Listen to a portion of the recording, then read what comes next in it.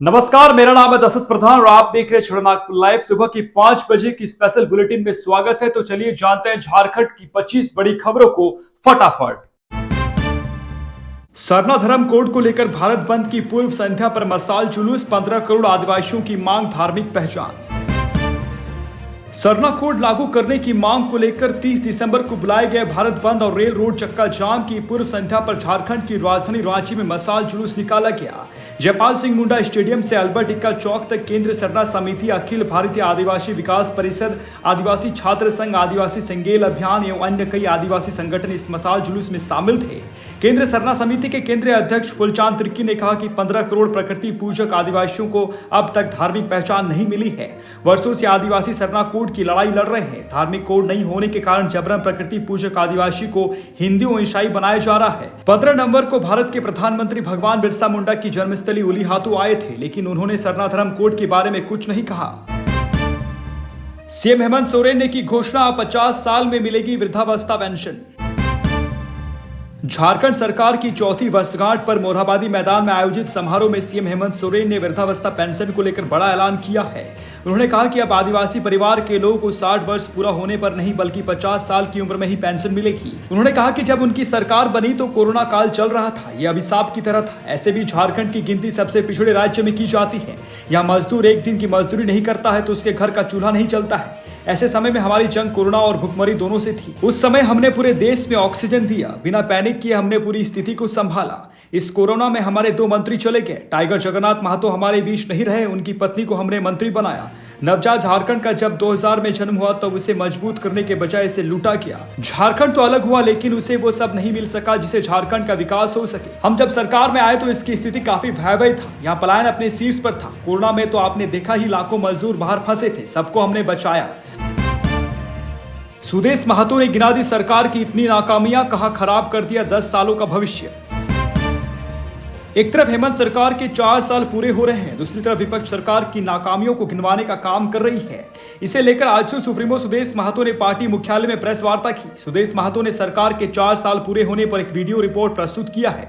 इस वीडियो में सुदेश महतो ने पॉइंटर्स के माध्यम से सरकार की खामियां गिनाई है। उन्होंने कहा कि 5 लाख लोगों को रोजगार देने में फेल हुई सरकार, हर प्रखंड में नशा मुक्त केंद्र खोलने में नाकाम हुई सरकार, शहीद के परिवार से एक को नौकरी देने में नाकाम हुई सरकार, शहीदों के परिवार को पेंशन देने में नाकाम हुई सरकार, मॉडल स्कूल खोलने में नाकाम हुई सरकार, बिना दोष के जेलों में बंद आदिवासियों को छुड़वाने में नाकाम हुई सरकार, अतिक्रमण रोकने में नाकाम हुई सरकार, विस्थापित लोगों को पुनर्स्थापित करने में नाकाम हुई सरकार, अनुसूचित जनजातियों के हॉस्टल पुनर्धार में फेल हुई सरकार, स्वास्थ्य सेवा बहाल करने में फेल हुई सरकार, ट्रैफिक व्यवस्था बहाल करने में फेल हुई सरकार, रिश्वतखोरी पर लगाम लगाने में फेल हुई सरकार, अनुबंध कर्मियों को हक देने में फेल हुई सरकार।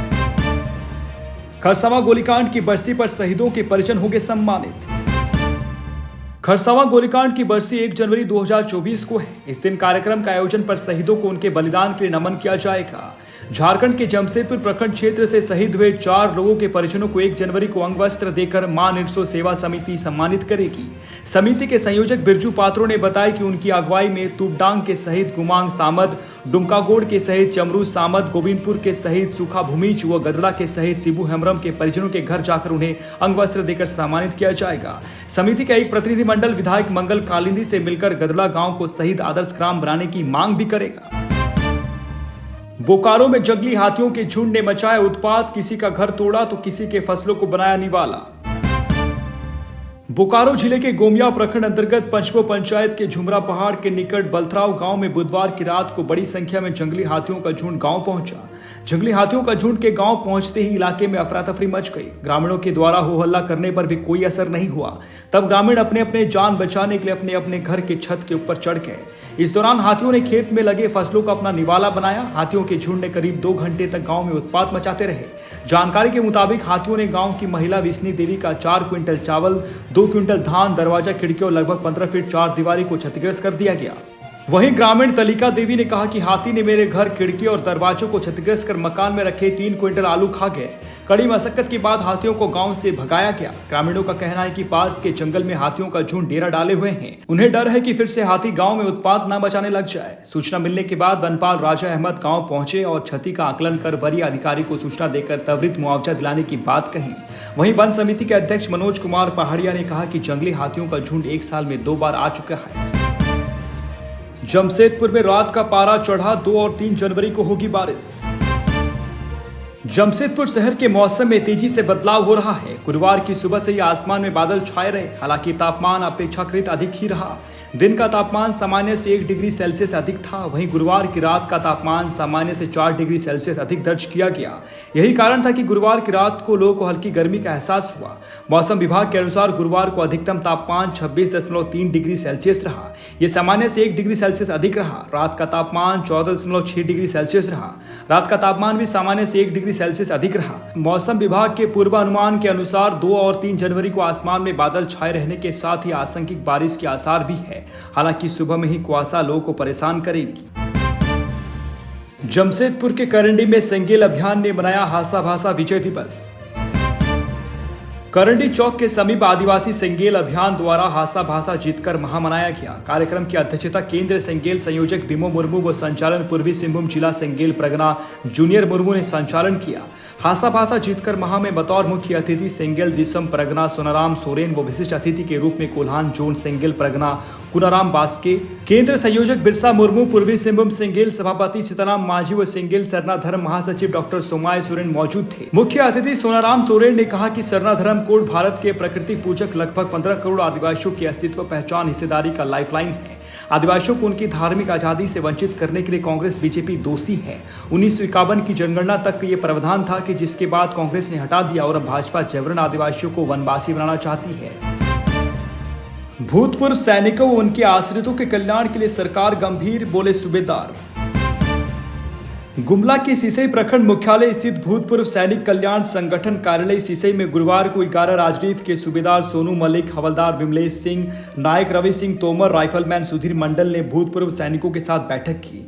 बैठक में अधिकारियों ने सरकार द्वारा सैनिकों के लिए संचालित योजनाओं की जानकारी दी, साथ ही सैनिकों की समस्याओं से रूबरू हुए। इस दौरान सोनू मलिक ने कहा कि सरकार भूतपूर्व सैनिकों व उनके आश्रितों के कल्याण के लिए गंभीर है। उनके लिए सरकार कई जन कल्याणकारी योजना चला रही है। कोई भी भूतपूर्व सैनिक व उनके आश्रित योजनाओं का लाभ लेने से वंचित न रहें।